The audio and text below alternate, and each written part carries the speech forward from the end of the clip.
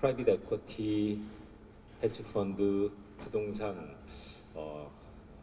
한 순간도 빠짐없이 열심히 들었는데 피곤해서 그런지 제가 정리를 해드리려고 하는데 그렇게 다 기억은 안 나네요. 여러 가지 좋은 말씀들을 많이 들었는데 일단 블랙락 처음에 오전에 발표해 주신 블랙락의 그 아시아 올터너티브 인베스트먼트 헤드께서 하신 말씀은 모든 세션에서 이 아시아에는 아직은 이 그 디벨롭 마켓보다 기회는 더 있다고 본다. 블랙락 측면에서 해가지고 각각의 자산군을 다 조금씩 큰 그림을 보여주셨던 것 같고요. 거기에 대해서 그 조홍래 한투운용의 대표께서 몇 가지 질문을 하셨어요. 몇 가지 질문을 하셨는데 기억에 나는 질문 중에 하나가 그 자산군과 그 S&P의 코릴레이션이 과거 20년을 볼 때 첫 10년과 후 10년이 많이 늘어나고 있다. 그렇기 때문에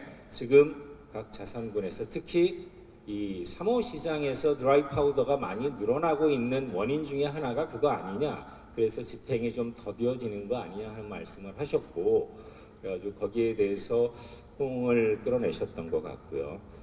또 제가 기억에 남는 거, 여러분들도 아마 그 세션에 계신 분들은 잊지 못할 그 경찰공제회 이도윤 CIO께서 아주 흥미롭고 재미있고 저희 피부에 와닿는, 지금 국내에 있는 퍼블릭 펀드 쪽에 기금 운용을 하고 계시는 많은 분들께서 공감하실 수 있는 내용을 말씀을 하셨어요. 그때 자리에 안 계셨던 분들을 위해서 조금 첨가를 하면, 지적하신 많은 것들 중에 이제 하나가 그 가버넌스 문제를 아주 강하게 지적을 하시면서 우리가 고쳐나가야 된다. 그래가지고 소위 얘기하는 몇 년에 한 번씩 로테이션이 잦다. 어떻게 특히 중소형 연기금에서는 전통 투자도 힘든데 대체 투자 운용력들이 지금 이 숫자뿐만이 아니라 전문성 측면에서 지금 이러한 시스템과 제도 하에서는 이게 아주 요원한 얘기다. 선진국 수준을 따라가기에는. 그렇기 때문에 그 내부에서부터 제가 느끼기에는 개혁 드라이브를 걸고 계신 것처럼 느꼈는데 아주 굉장히 감명 깊은 하나하나 고쳐야 된다. 예를 들어 출장을 가더라도 하루 이틀짜리 해외 출장이 아닌 조금 더 시간과 돈을 투자하더라도 실질적으로 배워서 스트리트 스마트가 될 수 있는 스쿨 스마트뿐만이 아니라 진짜 실제적인 이론과 실무를 체계적으로 습득할 수 있는 환경과 그런 거를 보장해 줘야 되지 않겠느냐. 그래서 중장기적으로 우리나라 공적 기금의 기금 운영이 나아갈 방향에 대해서 재미있게, 표현도 재미있게 식사 자리에서 하듯이 그렇게 아주 와닿도록 말씀을 해주셨고요. 또 하나 제가 또 기억에 남는 게 그 하나대체 자산운용의 김희석 대표께서 던지신 이슈 하나가 있습니다. 그 소위 저희가 스트래티직 애셋 알로케이션이라고 하죠. 전략적 자산 배분에 있어서 전통 투자, 주식 채권과 대체 투자가 지금 뭐 기관에 따라서 다를 텐데 한 뭐 15%에서 한 20% 정도 지금 뭐 알로케이션이 돼 있는 것 같은데, 평균적으로 보면 이 대체 투자 안에서의 자산군 배분은 더욱더 힘들다 하면서 이제 그 이슈를 던져주셨어요. 그거를 위해서 하나 대체 자산 운용 내에서도 그동안은 부동산에 포커스를 맞춰가지고 부동산 투자를 주로 해왔는데 이제 종합적인 대체 투자 전반을 걸쳐서 플랫폼을 갖추다 보니까 제일 큰 애로사항 중에 하나가 이제 대체 투자 내에서의 자산 배분이다. 저도 공감하는 내용이었습니다. 계속 연구원 생활하고 강의를 하면서 느꼈던 게, 그러기 위해서는 뭔가 중장기 자산 배분을 위한 소위 우리가 얘기할 수 있는 프락시, 소위 얘기하는 벤치마크, 뭔가가 있어야 되는데 국내뿐만이 아니라 해외에서도 지금 뭔가 스탠다드 돼 있는 그런 것들은 없고, 이 데이터 프로블럼인가 시스템 프로블럼인가 등등 여러 가지 굉장히 지금 뭐 처음 나온 이슈는 아닌데 언고잉 이슈들을 좋은 말씀들을 많이 해주셨습니다. 다음에 마지막 그 바로 전 세션이죠. 부동산 세션에서도 아주 좋은 얘기들이 오갔는데 제가 지금 어제 오늘 고민하고 있는 게 일본 부동산에 제 지인 누구가 일본 부동산 공모펀드가 나왔는데 투자하지 않겠느냐 해가지고 그걸 가지고 제가 며칠 고민하고 있는데 바로 답을 주셨어요. 오늘 제가 그 세션에 앉아있기를 잘했다고 생각을 했는데 일본 부동산, 특히 동경 부동산 위치를 봐야 된다 하는 아주 좋은 말씀을 해주셨고 그래서 세 개 세션을 이어가면서 각기 다른 하지만 대체 투자라는 큰 흐름 안에서 뭔가 저희가 맥을 잡을 수 있는 그런 유익한 세션이었던 것 같습니다. 제가 저한테 주어진 시간이 한 20분 되는데 20분을 다 안 쓸 수도 있고요.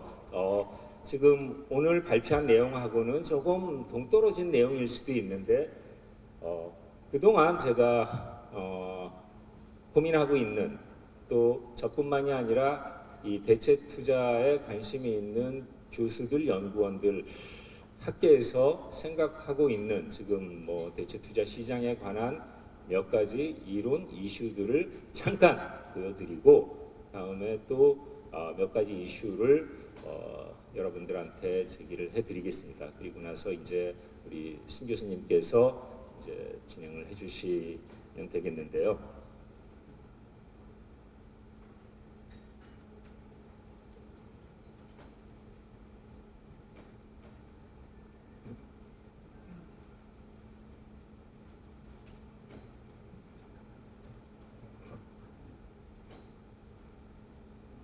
첫 번째로 대체 투자가 어디서 흘러 들어왔고 지금 현재 우리가 대체 투자를 논하고 있는데 어디에 두 발을 딛고 논하고 있고 이 흐름은 어디로 갈 것인가 정답은 없습니다. 정답은 없는데 한번 조금 훑어보는 시간 갖도록 하고 또 새로운 건 아닌데 한 몇 년 전에 어느 미국에 있는 어느 교수들 몇 명이 이제 제기하기 시작한 이론이라고 할 수도 있겠죠. 논문에서 나온 내용인데 이 대체 투자의 변천 변화를 다윈의 진화론에 빗대서 또 얘기하고 있는 뭐 그런 또 하나의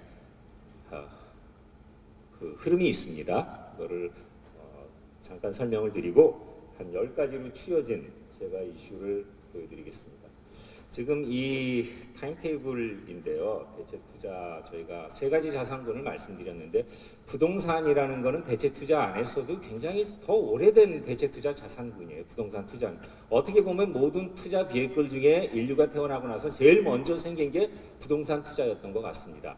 부동산을 제외하고 소위 우리가 얘기하는 모던 얼터너티브라고 하면은 프라이빗 에쿼티하고 헤지 펀드 같은 게 있는데 프라이빗 에쿼티 헤지 펀드가 지금 학자에 따라서 다른데 프라이빗 에쿼티 같은 경우는 미국의 대공황 1930년대에 처음에 시작됐다 그러고 헤지 펀드는 49년 알프레드 존스라는 사람의 헤지 펀드가 1호라는 사람이 있고 아니다 그 전에 데이빗 다드 뭐 그쪽으로 넘어가서 그것도 1930년대 초반에 나온 거일 수가 있다 하고 있습니다. 그러니까 보통 저희가 추정컨대 1호 SEC 미국의 SEC에서 인증하는 1호 헤지 펀드하고 1호 프라이빗 에쿼티 펀드는 한 90년에서 100년 정도 역사를 가진 것 같습니다.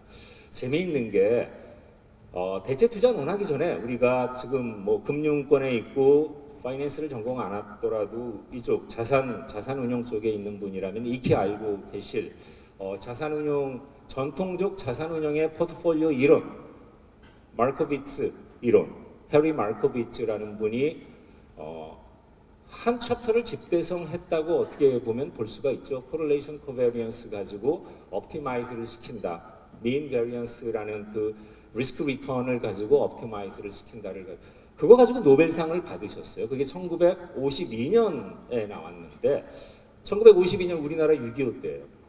그때 그 양반이 그 논문을 쓸 때 그 논문 안에 들어있는 샘플은 그 당시에 S&P 500에 있는 50개 주식, 블루칩, 라지캡 50개 주식이 그분의 에쿼리 유니버스였어요. 그걸 가지고 주식은 노멀라이즈, 정규 분포에 수렴할 수, 주식의 리턴, 스탁의 리턴 디스트리뷰션은 정규 분포를 따른다 하는 가정을 세워놓고 거기서부터 이제 출발을 해가지고 미인도 구하고 베리언스도 구하고 코릴레이션도 구하고 해가지고 만들어서 그걸 가지고 우리가 지금까지 어떻게 보면 우리 모든 이론, 주식 mean variance 이론, 그 다음에 CAPM이라는 이론이 나오고 그 다음에 쭉쭉쭉쭉 APT 이론도 나오고 했는데 척추가 되는 백본이 되는 이론이 그때 집대성이 됐는데 대체 투자가 아이러니컬하게 태동하기 시작한 게 소위 우리가 얘기하는 액티브 펀드, 소위 지금 뭐 저희가 포장하고 있는 헤지 펀드라는 거가 또 비슷한 시기에 태동이 됐다고 합니다. 그래서 그때부터 해서 제가 이 표를 보여드리는 이유는 헤지 펀드, 이 사모펀드 등등이 여러 가지 굴곡을 겪었어요. 사모펀드 같은 경우도 그 사모펀드의 르네상스 시기 전성기가 미국에서는 1980년대였다고 합니다. 1980년대, 1974년, 78년 그때 에리사라는 Employment Retirement Income System Act라는 그러니까 퇴직연금법 같은 게 있었는데 그 전에는 1974년 에리사 액트, 1978년 에리사 액트가 그 수정되기 전에는 퍼블릭 펀드들이 공적 기금들이 상업펀드에 투자를 못하게 막아놨다가 그 후에 이제 투자가 뚫리면서 이 사모펀드의 전성기가 일어났다 하는 얘기도 있고 또 70년대를 저희가 생각하면은 큰 그 매크로 이벤트가 오일 샥이 있었습니다. 석유 원유 석유 파동이 있었는데 석유 파동을 겪으면서 언더라인 그 오일 시장이 굉장히 이 플럭쉐이트 하니까 그거를 또 이용하고 거기에 투자하던 소위 얘기하는 아까도 CTA 얘기가 나왔는데 커머러치 트레이딩 하는 분들의 그 규모가 많이 늘어났고 발러털러티가 늘어났기 때문에 많이 늘어났고 커머러치 트레이딩이 밑에 언더라인에서 발러털러티는 많이 늘어났는데 퓨처 베이스드로 트레이딩을 하다 보니까 그 파생 상품에 대한 이론적인 가격 결정 모델이 그 전에는 70년대 전에는 특별한 게 없었는데 블랙쇼리라는 그 블랙앤쇼리라는 교수들이 또 그 모델을 또 만들어내고 제가 지금 말씀드리는 거는 시장을 이루고 있는 저희가 생각할 때 네 가지 축이 있다고 합니다. 자본시장의 발전 방향 변천사를 이렇게 보면은 그게 사모시장이건 공모시장이건 간에 네 가지 축 바이 사이드, 셀 사이드, 즉 LP와 GP가 있고 지금 얘기하는 에리사도 그렇고 뭐 여러 가지 미국 같은 경우 법들이 제정이 되고 개정이 되고 새로운 법이 나오고 했는데 그 시장 무대를 꾸며주고 무대를 변형시켜주는 시장 상황에 맞게끔 regulator, authority, 우리나라로 치면 여기 금융이 계신데 금융위 금감원 같은 기관이 있고 또 한 축이 지금 말씀드렸던 마르코비츠나 뭐 블랙앤쇼 같은 학계에 계신 분들, 연구기관에 계신 분들이 있고 그런 것 같습니다. 지나고 나서 봐서 그런지 네 가지 축이 어느 한쪽에서 먼저 이렇게 앞서가는 게 아니라 앞서가니 뒤서가니 하면서 그 가운데는 소위 저희가 얘기하는 금융위기도 몇 번 있었고 큰 대공황도 있었고 뭐 10년에 걸친 98년, 2008년 금융위기도 있었고 그때 사태 사안에 따라서 변천해 가면서 그 변천의 이니시에이트를 누가 했느냐는 그때 다르지만 어떻게 됐건 간에 변천해 왔던 것 같습니다. 이거를 죄송합니다. 이 자산 배분 역사에 있어서 이제 세 파트로 세 일화라고 하죠. 이렇게 나눠서 보고 있는데 처음이 그 모던 포트폴리오 이론이 생겨났고 집대성됐고 그게 이제 거의 시장의 중심으로 자리 잡혀 있었던 1970년대 중반까지를 모던 포트폴리오 티어리 그때 그 이론이 이제 지배하던 시기 그 다음에 그 후부터 98년, 2000년 정도까지 1차 금융위기까지를 Enhanced Modern Portfolio 그 시기라고 보고, 그 이후에 이제 2000년대 들어와가지고 2000년 중반, 2008년 금융위기를 겪으면서를 Post Modern Asset Allocation이라는 표현을 써가지고 보고 있는 것 같습니다. 첫 번째 모던 포트폴리오 이론에서는 저희가 알다시피 그냥 내재된 커릴레이션이 다였어요. 주식이면 주식시장 안에서 상관관계가 적기 때문에 다이버시파이를 하면 베네핏 코릴레이션을 얻을 수 코릴레이션 때문에 베네핏을 얻을 수 있다가 다였는데, 그게 이제 논문의 핵심이었고 그거를 중심으로 해서 자산군 내에서 다변화시키자 였던 거였죠. 두 번째 시기로 넘어오면서 이거 가지고 부족하다.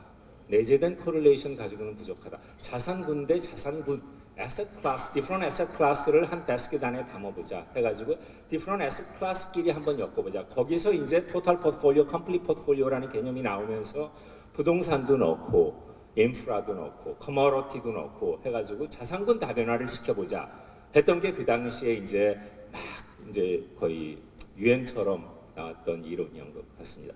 하지만 자산군 그때 그 당시에 이제 헤지 펀드도 붐, 프라이빗 에쿼티 펀드도 붐, 이렇게 붐을 이뤘었는데, 르네상스를 이뤘었는데, 그 서로 각기 다른 자산군이 상관관계가 적다는 장점 말고 그들만의 스탠드 얼론이 갖고 있는 프로스 앤 컨스가 있다는 거를 이제 사람들이 인지하기 시작하면서, 특히 금융위기 몇 번을 겪으면서, 예를 들어서 대체 투자, 얼터너티브 인베스트먼트의 단점, 소위 우리가 얘기하는 세 가지 단점, 리퀴디티, 트랜스페런시, 피가 비싸다는 거, 유동성이 적고 불투명하고 운용에 있어서 저희가 뭐 쉽게 파악할 수 없고, 또 피가 그냥 공모 펀드보다 비싸다 하는, 각각 그것뿐만이 아니라 각각의 자산군이 가지고 있는 단점들을 어떻게 보완해내야 될까 하는 것들을 걱정하다가 나오는 것들이, 그러면은 그 얼터너티브를 대체할 수 있는 얼터너티브, 소위 얘기하는 얼터너티브 투 얼터너티브, 얼터너티브하고 트래디셔널의 어딘가 이 중간 단계쯤에서 우리가 생각할 수 있는 상품과 전략들이 이제 그때부터 많이 쏟아져 나오기 시작했고, 그거를 가능하게 만든 게 두 가지였다 그래요. 하나는 리퀴드 얼터너티브 상품들, 전략들이 시장에 많이 나오기 시작했고, 또 하나는 기술적으로 이론적으로 다이나믹 리스크 매니지먼트 모델이라는 새로운 개념의 리스크 매니지먼트 모델이 시장에서 이제 각광을 받기 시작했고 해가지고, 그 두 가지가 접목이 되면서 두 번째 단계였던 Enhanced Modern Portfolio Theory가 한 단계 더 발전해 나가는 게 무조건 좋은 것 같지는 않습니다. 그래서 그 단계를 어떤 분들은 포스트 모던 에셋 알로케이션을 아트, 포스트 모던이라는 게 미술사에서 나오는 그 개념인데, 모던 아트하고 포스트 모던 아트, 모던 아트가 1860년부터 1970년, 60년대 한 100년 동안의 아트를 모던 아트라고 하는데, 1970년대 이후에 나오는 아트의 그 개념들을 포스트 모던 아트라고 한답니다. 근데 모던과 포스트 모던을 뭘로 가르느냐 할 때 두 단어, 두 개념을 이제 그 아트 쪽에서는 얘기를 하는데, 하나가 플루럴리즘이라는 단어가 있고 하나가 다이버시티라는 단어가 있습니다. 그러니까 nothing gonna be stable forever. 어느 무엇도 스테이블한 거는 없다, 이 세상에 영원히. 그런 개념에서 어떠한 것도, 그러니까 플루럴리즘이라는 건 종교적으로 다 그러니까 수용할 수 있다는 거겠죠. 그게 정치적인 플루럴리즘이 있을 수도 있고, 내 테이블에 내가 셰프인데, 내가 요리를 집대성하고 완성하는, 내가 포트폴리오 매니저고 CIO인데 내 테이블에 모든 재료와 상품들이 다 올라올 수 있다. 이 안에서 이거를 최종적으로 선택해서 오늘 저녁 디쉬를 내는 거는 나지만, 이 안에 신토불이라고 국내산이 아니라고 얘는 빼지고 얘는 빠지고 얘는 재료가 어떻다고 해서 빠지는 게 아니라 모든 거를 수용할 수 있는 그러한 기술과 그러한 자세, 철학이 갖춰져 있는 상태에서 포트폴리오를 짜는 그런 개념을 포스트 모던 에셋 알로케이션이라고 합니다.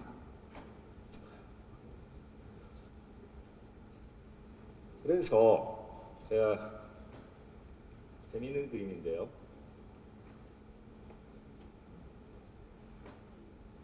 이구아나죠, 이구아나. 갈라파고스 아일랜드에서 산다고 하는, 거기 갈라파고스 아일랜드라는 데가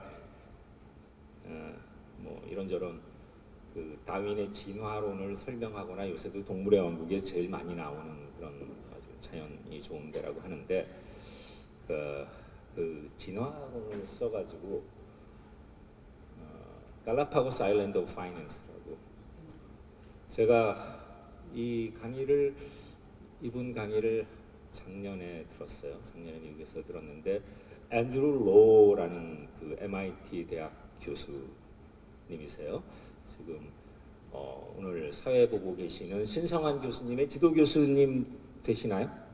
맞나요? 앤드루 로가 MIT에서 신 교수님하고 같이 연구도 하시고 그런 분인데, 그분 강의를 듣고 감명이 깊어가지고 저도 그 전에 한 5년, 10년 동안 이 생각을 하고 있었는데, 아주 좋은 표현도 써주시고 해서 몇 가지 인용을 좀 해보려고 가지고 왔습니다.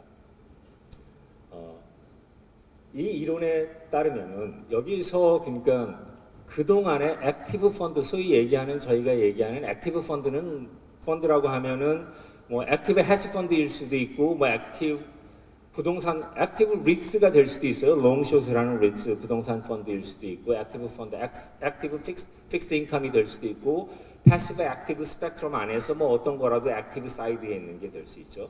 액티브 펀드의 기존의 투자자들이 가지고 있던 선호하던 거하고 액티브 펀드의 단점 뭐 등등을 이렇게 놔뒀는데, 상당히 공감이 가는 내용들이죠. 액티브 펀드를 선호하는 거, diversified benefit이 있다, performance potential이 있다, lack of constraint가 있다, sophistication이 있다, mystic이 있다.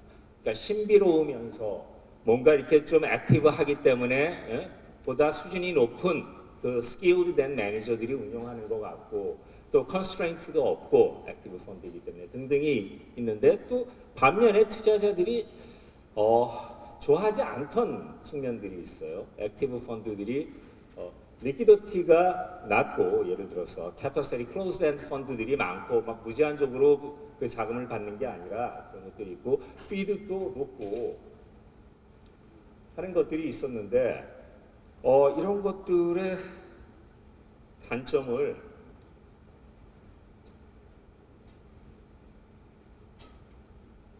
비교를 해서, 그러면은 이 액티브 펀드들이 이러한 단점들을 극복을 해서 지금 어느 방향으로 가고 있고, 어떠한 새로운 액티브 펀드들이 나오고 있고 하는 것들을 연구를 계속 하다가 이제 지금 결론을 지으려고 하는 게, 그동안이라고 하면은 이 그래프에서 보면은 저기 assumption used to hold라고 지금 돼 있는, 그동안에 한 100여 년 이상 저기서 말하는 assumption이라고 하는 거는, 이 assumption을 여기 말씀을 드립니다. 그러니까 시장은 효율적이다. 주식 시장, 그 자본 시장의 리턴 디스트리뷰션은 상당히 그러니까 정기 분포를 따른다. 인베스터들은 굉장히 합리적이다. 등등의 이론들에 근거한 어썸션에서는 그런 거를 저희가 가정을 할 때는 이 시장 상황하고 많이 들어맞고, 우리가 이거를 잘 설명할 수 있고, 그거에 입각한 전략과 상품들이 잘 이렇게 시장에서 통용이 되고 우리가 이해할 수 있었는데, 지금도 그러냐? 지금 나오고 있는 전략과 상품들을 그러면은 어떻게 이해해야 되느냐 하면서 이제 얘기가 나오는 게, 시장은 변화한다. 시장은 evolution하고 adaption이라는 단어로 귀결될 수 있다. 이거는 우리가 생물학이나 뭐 다른 과학에서, 순수과학에서 얘기하고 있는 진화론하고도 맞닿는다. 이게 한 발 더 나아가면은 adaption하고 evolution이라는 그 개념은, 저희 요새 4차 산업혁명 얘기하면서 artificial intelligence 얘기를 많이 하죠. 그 인공지능, 그것도 AI예요. 저희가 하는 것도 AI지만 데이터 투자도 인공지능에서 빅데이터가 딥러닝으로 넘어가고, 딥러닝이 이제 인공지능으로 넘어가기 위해서는 제일 큰 근본에 있는 개념이 우연이도는 아닌 것 같은데, 이 adaption하고 evolution이 일치가 됩니다. 일치가 돼서 그래서 그 인공지능하고 제가 그거는 이슈에서 던질 건데 이 alternative investment 또 시장이 변화하는 다윈의 진화론 이쪽하고 연결시켜서 시장을 이해하려고 하는 그런 분들, 그런 논문, 그런 학문들이 요새 존재하고 있다 하는 거를 말씀을 드리려다 보니까 좀 거창해졌습니다. 하나의 예로 이것도 알파, 심플한 알파가 저 끝에 가서는 베타가 되는. 그러니까 그런 얘기 하죠. 들어보셨을 거예요. Yesterday's alpha is today's beta. 혹은 tomorrow beta. 누군가 예를 들어서 뭐 미래에셋의 박현주 씨가 어마어마한 알파 자기만이 가지고 있는 마켓 타이밍 셀렉션 능력을 가지고 있어가지고 알파 창출을 2001년부터 막 했는데 그거가 밑에 있는 본부장 둘이 그거를 따라하기 시작했어요. 그 다음부터는 이게 뭔가 새롭다는 거지 유니크한 게 아니죠. 그 다음부터 또 본부장 밑에 있는 누군가, 또 경쟁사의 누군가가 그거를 또 그 전략을 따라가기 시작하면은 요새 미래에셋에서 하고 있는 value investing, growth investing은 더 이상은 알파 전략이 아닌 베타로 변천하고 있다. 알파를 건드려가지고 더 이상 과거에 집착해가지고 알파를 가지고 어떻게 창출해내려고 알파 플레이를 하는 것보다는 요새는 베타 플레이를 하는 게 오히려 시장에서 더 시장 상황에 걸맞을 수도 있다. 그러면 베타 플레이를 하려고 그러면 어떤 게 필요하느냐? 베타가 될 수 있는, 베타를 잡아낼 수 있는 인베스터블 팩터들이 있어야 되는데 과거에 없었던 수많은 무수한 인베스터블 팩터들을 우리가 찾아낼 수 있고 가질 수 있고 여러분들이 ETF만 봐도 별의별 ETF가 다 있습니다. 다 트레이더블하고 리퀴드하고 트랜잭션 코스트 미니멀하고 그런 걸로 베이타를 잡아내가지고 베이타 컨트롤을 하자. 베이타를 가지고 플레이어를 하자.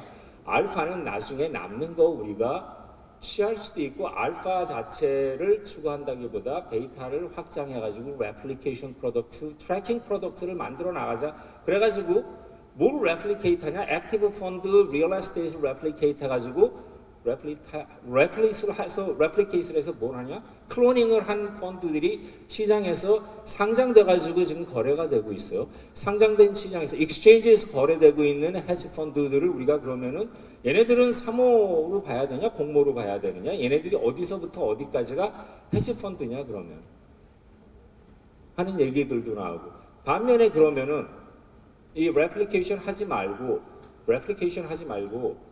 퓨어 알파만 우리가 뽑아내자 해가지고 퓨어 알파만 어떻게 뽑아내냐 하나하나 잡혀있는 베이타들을 다 우리가 컨트롤한다 그러면 맥시멈까지 컨트롤하는 거는 와이프아웃 시킬 수가 있어요. 포지티브 베이타, 네게티브를 롱 베이타는 숏하고 숏 베이타는 롱을 해가지고 다 해가지고 남는 알파만 탑 매니저 10개의 알파만 모아가지고 묶어서 시장에 출시하는 펀드도 존재를 하고 이상 요상한 펀드들이 요새 많이 시장에 나오고 있다. 이런 것들을 어떻게 설명을 해야 되느냐? 이 액티브 인베스트먼트 스트래티지 전략이 어느 길로 지금 가고 있나를 얘기를 하면서 이제 여러분들이 특히 이제 이 앤드루 로어라는 분을 비롯한 학계에 계신 몇 분들이 이슈를 제기하고 있는 그런 상황입니다. 여기서 이제 제가 끝마치는데 비슷해가지고 제가 10가지 지금 이슈를 던져놨는데 시간이 없으니까 요 이슈들 지금 말씀드린 것처럼 이 10가지 이슈가 여러분들이 나중에라도 시간이 되시면 한번 생각해 보시라고 이거를 이렇게 던져놓은 건데 이 대체 투자와 전통 투자의 이 모호한 관계 설정 이 상황에서 지금 우리가 소위 얘기하는 중위험 중수익 상품 전략들이 각광을 받는다고 하는데 그게 거기서 포장돼서 나온 개념일 수도 있고 앞으로 이 시장은 어떻게 가야 되고 우리는 어떤 준비를 해야 되는가 대체 투자가 우리가 얘기하는 로컬 이 마켓에서만 얘기하는 부동산 사모펀드 인프라 SOC만이 대체 투자가 아니라 기존의 전통 투자가 아닌 모든 상품이 다 대체 투자라면은 거기에 대한 준비는 어떻게 해야 나가야 하는가 하는 게 이슈가 되는 것 같고요. 또 거기에 이제 소속돼서 나오는 여러 가지 새로운 리스크들이 있습니다. 그런 것들도 생각을 해봐야 될 것 같고 또 특히 오늘 이제 토론에서 얘기를 나누었던 아시아 특히 중국을 중심으로 한 아시아 펀드들이 말씀을 많이 해주셨는데 이 아시아 펀드들을 우리가 어떻게 구별을 해야 되나? 미국과 유럽의 펀드들하고 아시아는 유니크하다 그래요. 아시아는 진짜로 호모지니어스한 데가 아니라 여러 가지 유니크한 그런 마켓이라 이 로컬 문화도 이해를 해야 되고 미국에서 롱숏 하던 잘하던 친구가 중국 가가지고 롱숏 절대로 잘 못합니다. 한국 와서 못합니다. 그런 것들에 대한 어떻게 이거를 우리가 준비를 해야 되나 하는 문제점들이 있고